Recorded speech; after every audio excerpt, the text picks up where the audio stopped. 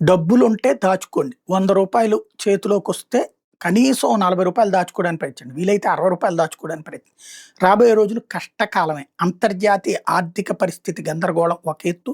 భారత్, పాకిస్తాన్‌ల మధ్య ఎప్పుడైనా ఏమైనా జరగొచ్చు. ఎందుకంటే పాకిస్తాన్‌లో ఆసిఫ్ మునీర్ అనేవాడు తను అక్కడ సెటిల్ అవ్వాలంటే తన సైన్యంలోనే తనకి ఒక తిరుగుబాటు ఉంది. ఎందుకంటే సైనిక అధికారుల మీదన పెత్తనం అతను తీసుకున్నట్టు రిటైర్ అయిపోయాక. అది ఆ సైన్యానికి కంటగింపుగా ఉంది. కాబట్టి అమెరికాని అడ్డం పెట్టుకొని ఆ సైనిక అధికారుల మీద పెత్తనం చేస్తున్నాడు. కాబట్టి అటు ఇంకో పక్కన ఇమ్రాన్ ఖాన్‌ని ఏడిపించడం వల్ల వాళ్ళ బ్యాచ్ అసహనంతో ఉన్నారు. వీళ్ళిద్దరిని డైవర్ట్ చేయాలంటే ఒక పెద్ద ఇష్యూ తీసుకురావాలి. పాకిస్తాన్‌లో పెద్ద ఇష్యూ ఏంటంటే దేశభక్తిని క్రియేట్ చేయడం. దేశభక్తిని క్రియేట్ చేయాలంటే భారతదేశం మీదనే ఏదో ఒక రచ్చ చేయాలి. అందుకు ప్రిపేర్ అవుతున్నాడు. అందుకనే చివరికి అణు బంకర్‌లు నిర్మిస్తున్నాడు. అంటే ఏకంగా ఏ అణ్వాయుధమో ఎయ్యాలి ఇండియా మీద అన్నటువంటి రూట్‌లో ఉన్నాడు వాడు. ఇంతకుముందు కూడా అదే వాగుతూ వచ్చాడు. అమెరికాకు కూడా అదే చెప్పుకొచ్చాడు. అది చూసినే ట్రంప్ అణుబాంబులు ఎత్తండి నేను ఆపానని చెప్పేది. వాస్తవంగా వాడు అణుబాంబు తీస్తాడు.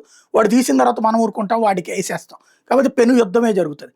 ఇదంతా ఎందుకు చెప్పాల్సొస్తుందంటే ఒక పక్కన అణుబంకర్లు ఏర్పాటు చేస్తున్నది ఒక ఎత్తయితే, రెండో వైపున ఇజ్రాయెల్ నుండి మనం ఇప్పటికిప్పుడు 40,000 అత్యాధునికమైన సెమీ ఆటోమేటిక్ మిషన్ గన్స్‌ను కొంటుంటాం. ఇవి వాస్తవంగా క్లోజ్ కంబాట్‌లో ఉపయోగిస్తారు. అంటే బై ల్యాండ్ వార్‌లో ఉపయోగిస్తుంటారు. ఇవి కొంటుంటాం అన్నటువంటి సంథింగ్ ఏదో అనుమానాలకి తావిస్తుంది.